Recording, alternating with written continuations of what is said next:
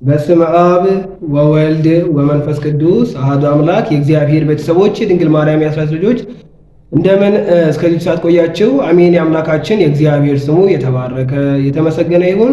የእመቤታችን የቅድስት ድንግል ማርያም ምልጃዋ አማላጅነቷ ከሁላችን ጋር ይሁን። የጻድቃን የሰማዕታት የቅዱሳን ተራዳኢነት ጠብቆት ከሁላችን ጋር ይሁን።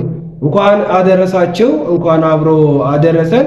በዛሬው ቀን ህዳር 26 የጻድቁ አባታችን የአቡነ ሀብተ ማርያም በዓለ ዕረፍታቸው ነው። ይህንን ምክንያት ማድረግ የእሳቸውን የቅዱሱን ታሪክ ገድል እና ደግሞ ወደ እኔና ወደ እናንተ ሕይወት አምጥተን አጠር ላለ ደቂቃ እንማማራለን። እግዚአብሔር አምላክ ቀድሞ ለነቢያት ለሐዋርያነ አበው እውቀትን፣ ጥበብን፣ ማስተዋልን የሰጠ እግዚአብሔር ለእኛም ለሁላችን ያድለን። እንግዲህ ጻድቁ አቡነ ሀብተ ማርያም በሚል ርዕስ ነው የምንማማረው ማለት ነው።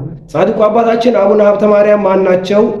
ደግሞ ከየት አካባቢ ነበሩ?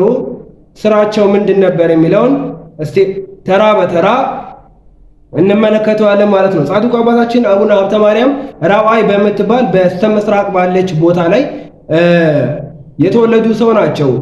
በዛ ቦታ ላይ ራዋይ በምትባል በስተ ምስራቅ ቦታ ላይ አንድ እጅግ ባለ ሀብት የሆነ ፍሬ ብሩክ የሚባል ሰው ነበር። ይህ ፍሬ ብሩክ በንጽህና ኖሮ አንዲትን ሴት በድንግልና ያለችን ሴት ያገባል። ይህችም ሴት ዮስቴና ትባላለች። እነዚህ ሰዎች እግዚአብሔር በፈቀደላቸው ቅዱሱን ወንጌል እንደሚለው ቅዱስ ትዳር መስርተው ይኖሩ ነበረ። ከዕለታት በአንድ ቀን ዮስቴና ሰው ዓለምን ሁሉ ቢያተርፍ ነፍሱን ግን ካልጠቀመው ምን ይረባዋል፣ ምን ይጠቅመዋል የሚለውን ትምህርት በሰማች ጊዜ ሄደች። ምነና በሄደች ጊዜ ከዛ ከሄደችበት ቦታ ላይ አንድ ባህታዊ ያያታል። እንደው አንቺ ሴት ስለምን መጣሽ? እኔ ልታሰናኪ ነውን? አላት። ይቺ ሴትም በዚህ ቦታስ እኔ ሰው ያለ አልመሰለኝም፣ እንስሳ ብቻ ነው ያለ መሰለኝ። በዚህ ቦታ ላይስ እኔ ዓለምን ንቄ መጥቼ ነበር አላችሁ።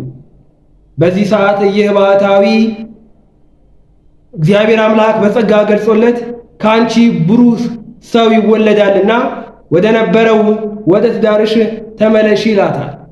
በዚህን ጊዜ የእኚህን አባት ምክር ሰምታ ወደ ቤቷ ተመለሰች። በዛን ጊዜ ጻድቁ አባታችን አቡነ ሀብተ ማርያምን ወለዱ። ስመ ክርስትናውንም ይዘው ለማጥመቅ በሄዱ ጊዜ ሀብተ ማርያም ብለው ስሙን አባቶች ያወጡለት ማለት ነው። እንግዲህ ይህች ዮስቴና የጻድቁ አባታችን እናት ወላጅ እናት የእኚህን አባት ምክር ሰምታ ወደ ቅዱስ ትዳሯ ተመልሳ መልካም የተባረከ ፍሬ ለሀገራችን ብሎም ለዓለም የሚተርፍ ጻድቅን ልጅ ወልዳለች ማለት ነው።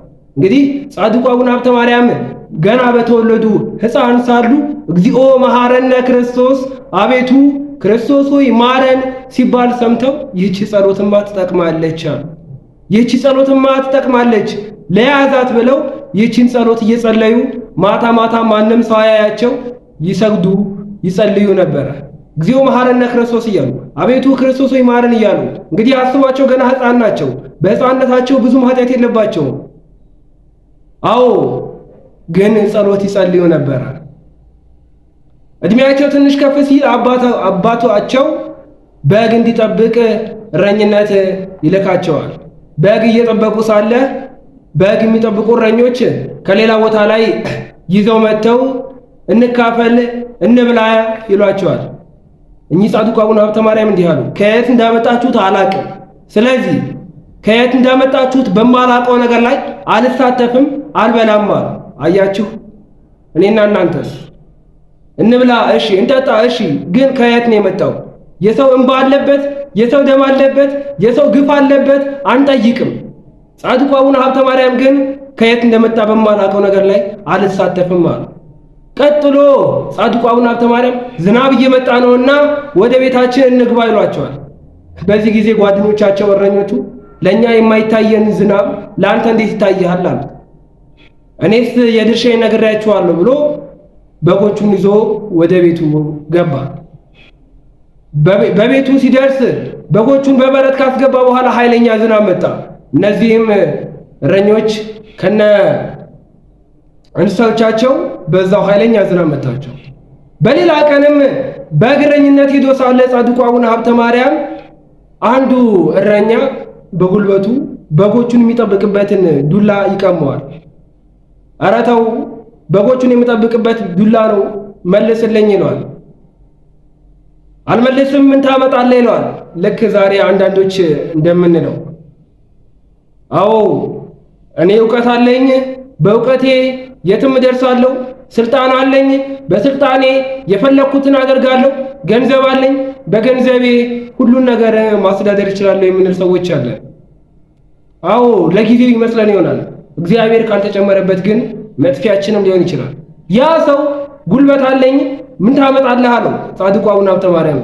ጻድቁ አቡነ ሀብተ ማርያምም በእግዚአብሔር ስም አምኜሃለሁ ስጠኝ አለው። አልሰጠህም አለው። በዚህ ጊዜ በእግዚአብሔር ስም ስላማለው ያ ሰው አየር ላይ ተዘቀዘቀ። ምክንያቱም የተጠራው የእግዚአብሔር ስም ነው። ምክንያቱም ያ ሰው በጉልበቱ ተማምኖ ንጹሑን ሰው በጉልበቱ ሊወስድበት ነበር። ቀኑ ሙሉ ተዘቅዝቆ ዋለ። ከዛ በኋላ ግን እረኞች መጥተው ሲለምኑት እኔ መች ሰቀልኩኝ እግዚአብሔር ነው አለ አቡነ ሀብተ ማርያም። ትህትና አያችሁ። ከዛ በኋላ እግዚአብሔር ያለው ይሁን ሲል ያ ሰው ከተዘቀዘቀበት ከአየር ላይ ተመለሰ። እንግዲህ ከዚህ የምንማረው ነገር ምንድነው?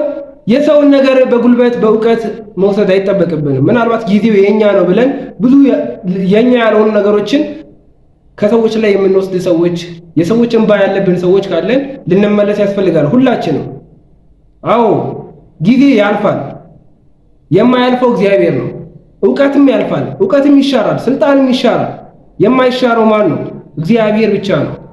ስለዚህ በሕይወታችን ላይ እግዚአብሔርን ልንይዝ ያስፈልጋል። ከዚህ በኋላ እርሱ መሐሪ ነው፣ ይቅር ባይ ነው፣ እግዚአብሔር ይቅር ይበለው ሲባል ያ ሰውዬ ከተሰቀለበት ወረደ ማለት ነው። ከዚህ በኋላ እለ አድባር ወደምትባል ቦታ ሄዶ ሥርዓተ ሕግን ጠብቆ ምንኩስናን ተቀበለ።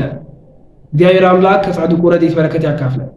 እኚህ ጻድቁ አቡነ ሀብተ ማርያም አባ መልከጼዴቅ ከሚባሉ አባት ምን ተቀበሉ? ምንኩስናን ተቀበሉና በባህር ላይ ቆመው ለሀገራችን ለኢትዮጵያ ይጸልዩ ነበረ።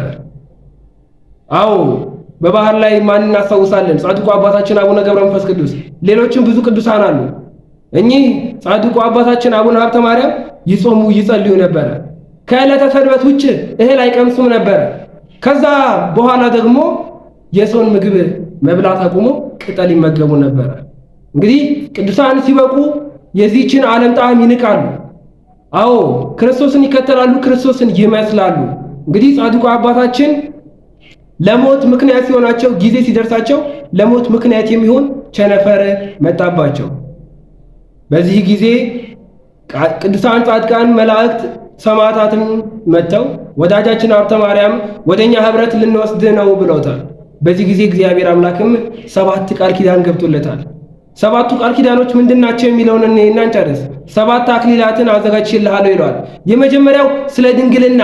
አያችሁ ወገኖች፣ በተለይ ወጣቶች ድንግልናችንን ልንጠብቅ ያስፈልጋል። አዎ በህጋዊ መልኩ ለቅዱስ ትዳር ከሆነ ህይወታችን ለቅዱስ ትዳር መወሰን አለብን። ለምንኩስና ደግሞ ከሆነ ህይወታችን ለዛኛ ህይወት መገባት አለብን። በየሜዳው በየጫካው ክብረ ንጽህናችንን መጣል የለብንም። ለጻድቁ አባታችን አቡነ ሀብተ ማርያም አንደኛ የተሰጠው ቃል ኪዳን ምንድነው? ስለ ድንግልና። ድንግልናህን ንጽህናህን ጠብቀህ ስለኖርክ ነው። ሁለተኛው ዓለምንና በውስጡ ያለውን ስለናካል። አያችሁ በዓለም ያለው ሁሉ ይናቃል፣ ያልፋል። የማያልፈው እግዚአብሔር ነው። በዓለም ውስጥ ያለውን ሁሉ ስለናካል። ሶስተኛው ፍጹም ስለሆነ ምንኩስና። አያችሁ እኛም በአገልግሎታችን ፍጹማን መሆን እንችላለን። እግዚአብሔርን መምሰል እንችላለን። ክርስቶስን መምሰል እንችላለን። ቅዱስ ጳውሎስ እኮ ምንድነው ያለው? እኔ ክርስቶስን እንደምመስል እናንተ ምንን ምሰሉ አለ። ባለንበት ህይወት ክርስቶስን መምሰል ይጠበቅብናል። ስለ ፍጹም ድንግልና አለ። አራተኛው እኚህ ጻድቁ አቡነ ሀብተ ማርያም 4ቱን ወንጌል ዘውትር ያነቡ ነበር። 4ቱን ወንጌል ስለማንበብህ ብሎ እግዚአብሔር አምላክ ቃል ኪዳን ገባለት። አምስተኛው ስለኔ ፍቅር ስለማን? ስለ ክርስቶስ ፍቅር ረሃቡን፣ ስለ ክርስቶስ ፍቅር ቸነፈሩን ስለ ቻርክ ብሎ ቃል ኪዳን ገባለት ማለት ነው። እንግዲህ 6ኛው በጣም የሚያስተምረን ነገር ነው። ልብህ ንጹህ ስለሆነ ቂም በቀል ስለሌለብህ ብሎ ለጻድቁ አቡነ ሀብተ ማርያም ቃል ኪዳን ሰጥቷቸዋል ማለት ነው። ሰባተኛውና የመጨረሻው ስለ ንጹህ ክህነትህ። አያችሁ ወገኖቼ፣ በተለይ በክህነት የምናገለግል ወንድሞች ዲያቆናት፣ አባቶች ካህናት፣ አባቶች መነኮሳት እንዲሁም ደግሞ ወንድም እህቶች በሰንበት ትምህርት ቤት የምናገለግል እግዚአብሔር አምላክ አገልግሎታችንን ያየዋል፣ ይመዝነዋል፣ ይፈልገዋል። በንጽህና ነው የምናገለግለው? ንጹህ መስዋዕት ነው የምናቀርበው ልክ እንደ አቤል ወይስ ደግሞ እንደ ቃየል? እናቀርባለን ግን ንጹህ አይደለም። ወይስ እንደ አቤል እናቀርባለን ግን ንጹህ ነው? ልባችን ንጹህ ነው?